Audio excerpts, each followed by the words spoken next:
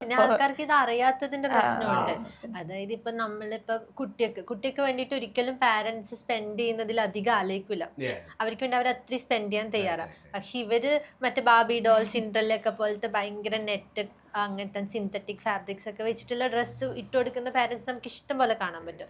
പക്ഷെ ഒരിക്കലും ഓക്കെ അത് കുട്ടിക്ക് കംഫർട്ടബിൾ അല്ല, കുട്ടിക്കത് ഇങ്ങനെ ഇഷ്യൂസ് വരും, സ്കിൻ റാഷസ് വരും, ഇങ്ങനത്തൊന്നും പറ്റി ബോധരല്ലാത്ത കുറേ പാരൻസ് ഉണ്ട്. എന്നാൽ അതേ സമയത്ത് അവർ ഇങ്ങനത്തെ പ്രൊഡക്ട്സ് വാങ്ങിക്കൊടുക്കുന്നതാണെങ്കിൽ കുട്ടികൾക്കും ഭയങ്കര, നമുക്ക് തന്നെ ഇപ്പം നമ്മളിപ്പോൾ ഇത് യൂസ് ചെയ്യാൻ തുടങ്ങിയിട്ട് നമുക്കൊരു സിന്തറ്റിക് സാധനം ഇട്ടിട്ട് ഇപ്പോൾ ഒരു അരമണിക്കൂർ പോലും നിൽക്കാൻ പറ്റില്ല.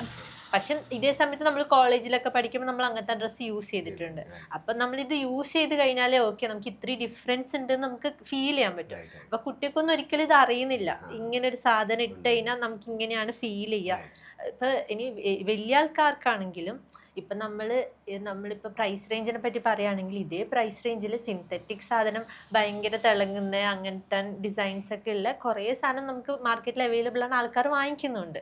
നമ്മളിപ്പോൾ എത്നിക് വെയർ എന്നൊക്കെ പറഞ്ഞിട്ട് ഇപ്പോൾ സാധാരണ ഷോപ്സിൽ പോയിട്ട് വാങ്ങിക്കുന്നത് എനിക്ക് തോന്നുന്നു ഒരു 2000 to 5000 10,000 റേഞ്ചിലെ പ്രൊഡക്ട്സ് ആൾക്കാർ വാങ്ങിക്കുന്നുണ്ട്. പക്ഷെ ഇതാരും ഇതെങ്ങനെ ഉണ്ടാക്കുന്നു, എങ്ങനെ അതിൻ്റെ മാനുഫാക്ചറിങ് കോസ്റ്റ് എത്രയായിരിക്കും, അതായത് അതായത് എന്താ പറയാ, അതന്നെ ഇപ്പൊ ഈ പറഞ്ഞ ഫാസ്റ്റ് ഫാഷനില് ഒരു മേജർ നേരത്തെ പറഞ്ഞ പോലെ ഹൂ മേഡ് യുവർ ക്ലോത്ത്സ് അന്നേരം ആ ക്യാമ്പയിൻ വന്നത്, ബംഗ്ലാദേശ് ആ ഒരു ഇഷ്യൂ എല്ലാം വന്നപ്പോഴാ, അതായത് അത്രയും എക്സ്പ്ലോയിറ്റേഷൻ ഇതിന്റെ ബാക്കിൽ നടക്കുന്നുണ്ട്, ലേബർ എക്സ്പ്ലോയിറ്റേഷൻ.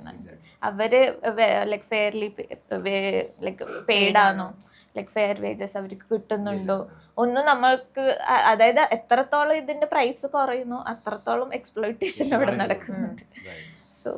നമ്മളെല്ലാവരും ഇത് റിയലൈസ് ചെയ്ത് ഈ ഒരു സ്ലോ ഫാഷന് പ്രൊമോട്ട് ചെയ്യാൻ ശ്രമിക്കുകയാണെങ്കിൽ ഒന്നും കൂടി നമുക്ക് അതായത് എൻവയോൺമെന്റലിയും അതായത് ആൾക്കാർക്കും ഭയങ്കര നല്ലതായിരിക്കും.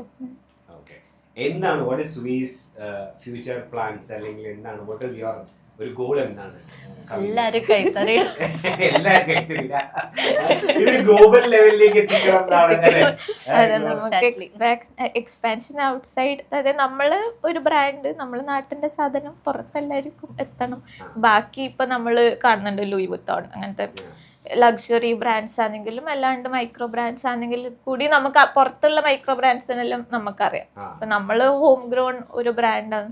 അപ്പൊ ഇത് അതുപോലെ പുറത്തുള്ളവരും അറിയണം നമ്മളെ നാട്ടിലിപ്പം ഇങ്ങനെ ഒരു ബ്രാൻഡ് ഉണ്ട്, ഇത് ഇങ്ങനൊരു ഇതിനെ സപ്പോർട്ട് ചെയ്യാൻ വേണ്ടിയിട്ടാണ്.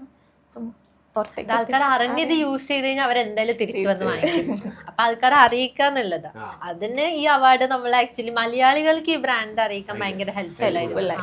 കാരണം നമുക്ക് ഇപ്പൊ ഇതുവരെ കസ്റ്റമേഴ്സ് ഉണ്ടെങ്കിൽ പോലും മലയാളി കസ്റ്റമേഴ്സ് നമുക്ക് ഭയങ്കര കുറവായിരുന്നു. നമുക്ക് ഇന്ത്യൻസ് ഇപ്പൊ മുംബൈ, ബാംഗ്ലൂർ, ഡൽഹി, ഹൈദരാബാദ് ഇവിടുന്നാണ് നമുക്ക് കൂടുതൽ കസ്റ്റമേഴ്സ് ഉണ്ടായത്, പിന്നെ അബ്രോഡും. അതല്ലാണ്ട് മലയാളി കസ്റ്റമേഴ്സ് നമുക്ക് വിരലിൽ എണ്ണാവുന്ന കസ്റ്റമേഴ്സ് മാത്രമേ ഉണ്ടായിരുന്നു. അത് ഈ ഒരു ഇവന്റോട് കൂടി മമ്മൂക്ക ഷർട്ട് ഇട്ടതിനോട് കൂടി അതാ ഞാൻ പറഞ്ഞത്, കൈരളിയുടെ ജ്വാല യങ് ഓണ്ടർപ്രണേഴ്സ് അവാർഡ് മമ്മൂക്കയുടെ one of Mammookka's favourite clothing brand, shirt brand അല്ലേ എന്ന് അദ്ദേഹം തന്നെ പറഞ്ഞാട്ടോ. ഞാൻ പറഞ്ഞത് അദ്ദേഹം തന്നെ പറഞ്ഞാണ് 2 ഷർട്ട്സ് കൂടെ വേണം, അപ്പോൾ എനിക്ക് ഭയങ്കര ഇഷ്ടപ്പെട്ടു എന്ന് അദ്ദേഹം തന്നെ പറഞ്ഞതാണ്. അപ്പോൾ അങ്ങനെ സ്റ്റെപ്പ് ബൈ സ്റ്റെപ്പ് ഒരു വാഷ് ബിസിനസ്, ഈ പറഞ്ഞ പോലെ നമ്മുടെ കൈത്തറി, നമ്മുടെ ഹാൻഡ്ലൂമിനെ ഗ്ലോബൽ ലെവലിലേക്ക്, ഗ്ലോബൽ പ്ലാറ്റ്ഫോംസിൽ എക്സിബിറ്റ് ചെയ്യാൻ കഴിയട്ടെ എന്ന് രണ്ടുപേരും വളരെ സ്നേഹപൂർവ്വം ആശംസിക്കുന്നു. Thank you so much Hiba, and thank you so much. Nice talking to you both. Same. Thank you.